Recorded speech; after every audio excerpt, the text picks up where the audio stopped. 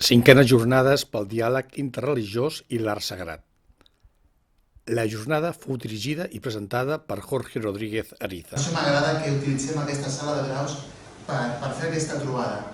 I dic trobada perquè realment no estem aquí per intercanviar informació. Per intercanviar informació no cal fer això. Vull dir, tenim llibres, tenim manuals. Estem aquí per trobar-nos i mirar-nos als ulls. Estem aquí per conèixer l'altre. I conèixer potser a mi d'una manera diferent gràcies a l'altre.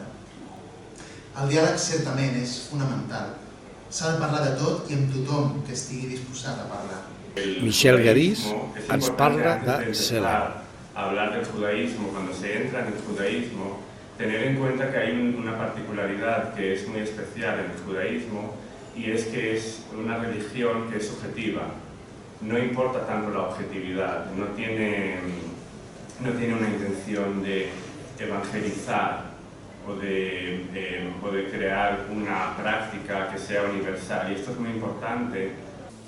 Jo us parlaré L'arxiprés Joan, de l'Església Ortodoxa, parlar de l'estil bizantí, teologia i semiòtica. L'estil bizantí, perquè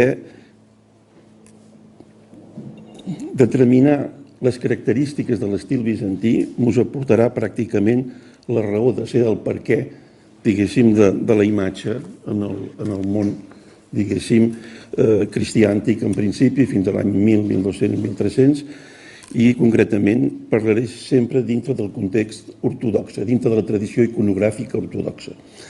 Valeria Pedrosa, en un audiovisual, parla de les noves idolatries. Existe una vertiente, especialmente en ciertos colectivos trans, homosexuales, queer y algunos movimientos feministas, que usan la apropiación precisamente para realizar una crítica o invertir el sentido original.